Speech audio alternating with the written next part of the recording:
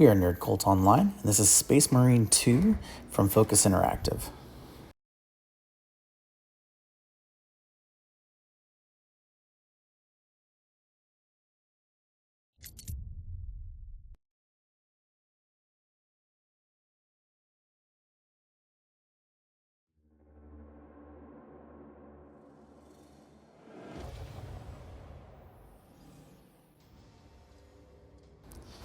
Now, the very first time you load up, you have to go through some general settings, basically set your brightness to where you prefer it.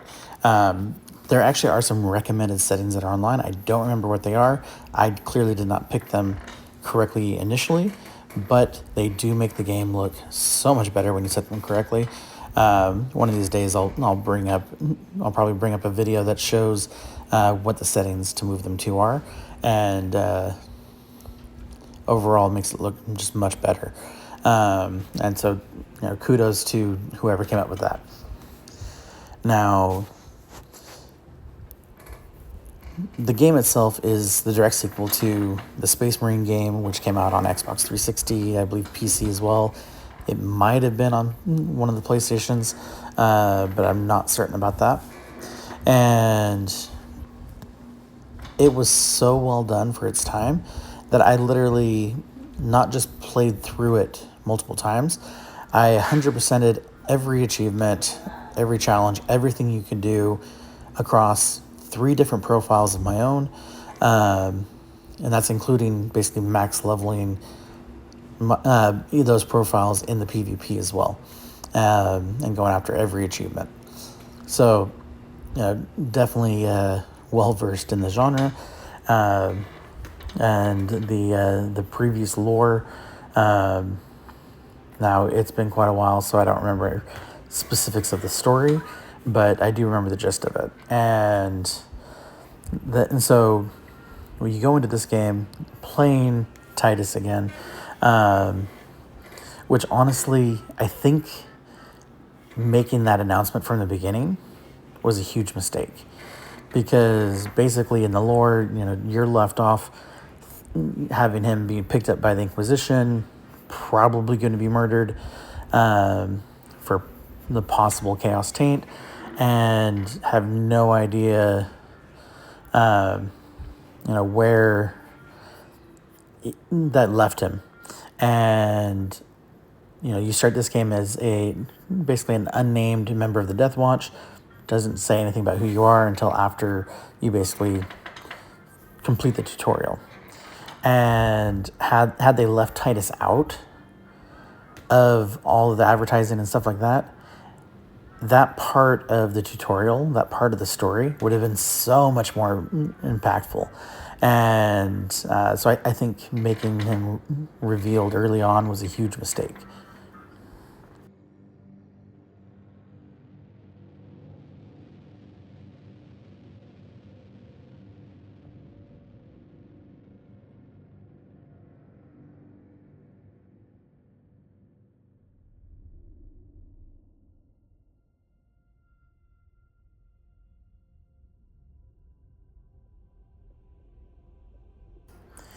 Now, this is our first cinematic of the game and the tutorial itself. Now, overall, the detail is just fantastic, but I did have an issue with this, and this could just be because of the settings I chose. So that issue is those kind of like spore ships or whatever they're called, don't blend in very well with the actual background. They look very... I don't know the exact phrase I'm looking for, but they look like they were animated completely separately from the rest of the scene, and then kind of just like copied in there. And so that, they kind of stand out because they don't have like the same level of resolution, and so it just looks a little funky to me. But like I said, that could just be because of my incorrect visual settings early on. Other than that brief issue with the visuals in the space scene, the cinematics are absolutely fantastic in this game. In both the level of animation, the general aesthetics, the look of the characters, just absolutely nailed it in every regard except for how those ships looked in the first part of the opening.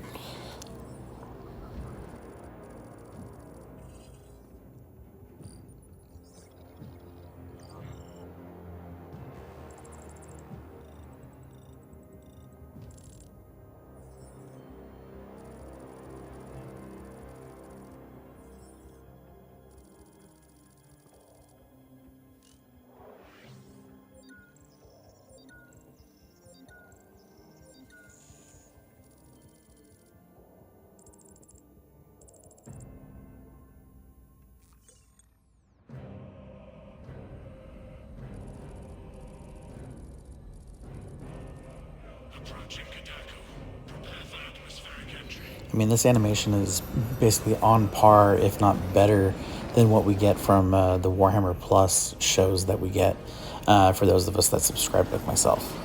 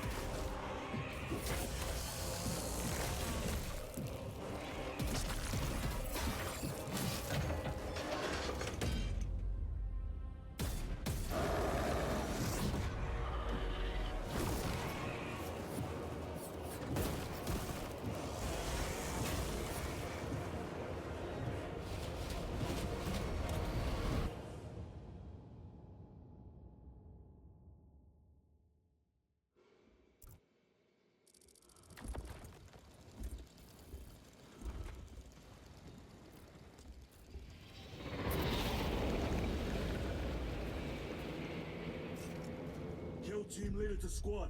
Box check. Repeat. Kill team leader to squad. Confirm Vox contact. We have crashed. It's from your position. Do you have the virus bomb? Damn it.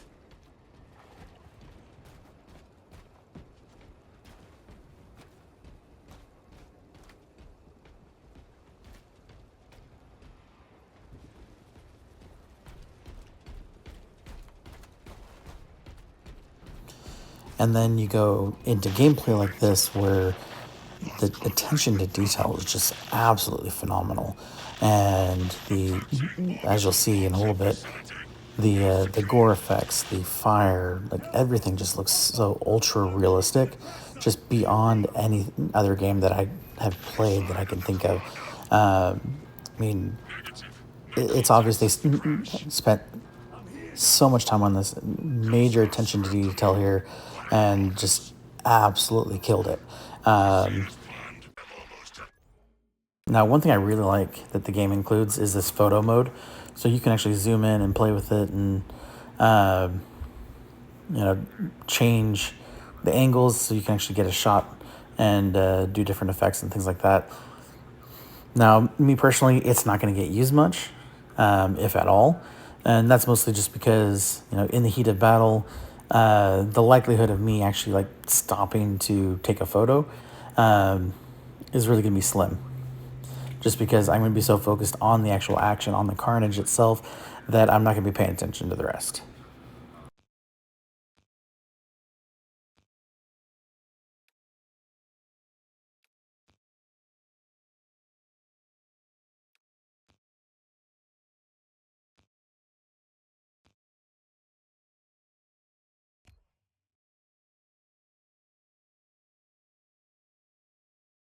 So as I mentioned before, the gore effects were just absolutely fantastic, and you can see just that level of detail is just amazing and just beyond realistic. Now, one thing to keep in mind when you're playing, especially on the harder difficulties, is you have to time your parries, your blocks, very well. So you have to pay attention to those indicators, because if you don't, or if your timing is off like mine was, you end up getting torn apart. And so spend a large amount of time effectively dying and having to be picked up by your teammates, which I would say that probably happens 3 to 4 times more than anyone else on the teams that I've played on. But and there's a perfect example of me not timing it properly. But overall, the aesthetics of the game just absolutely beautiful. The gameplay is on point. The controls feel very fluid. Literally everything about this, I don't give scores on games typically, as some of you may notice, but honestly, just on the experiences I've had with the campaign alone, this game would get full marks. Now, what I did not mention is that we're going to be doing actually multiple smaller reviews after this one that cover the different modes of the game. So this is basically part one of our series. Overall, when you're just looking at the campaign as a whole, they just nailed it in every regard. I'd give a perfect score on this one. If you are into Warhammer 40k, if you've played the previous Space Marine game, or you're looking for a fantastic third-person shooter, slice and dice type game, this is going to be the one for you. Like, just again, absolutely just nailed it in every regard, and had so much fun playing this, and it just far exceeds the quality of the original game while staying absolutely true to it, and cannot stress how well that they did in that regard. But that's it for this episode and for this portion of the review. Come back tomorrow, where we're actually going to be going over the next part, where each of the remaining parts will go over the PvP modes, as well as the other missions and stuff like that you can go on outside of the normal campaign. But once again, thank you guys as always for watching, and I'll catch you all next time.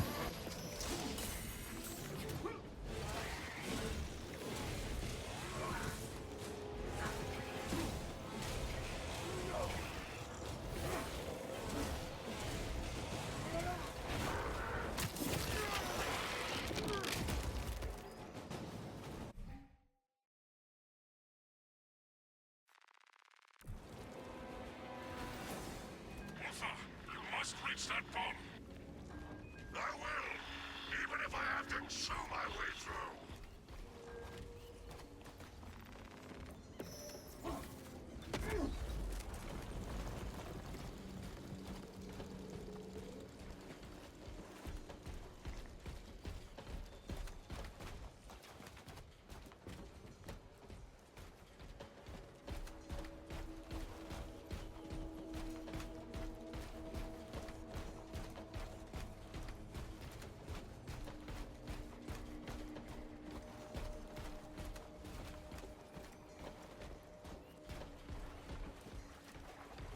Darius, brother, I will repay them tenfold.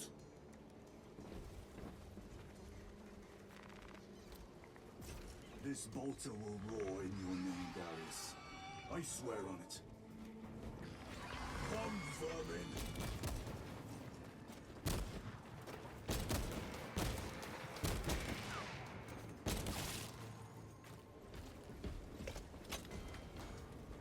I should be picking these rotten seals out of my fangs for weeks.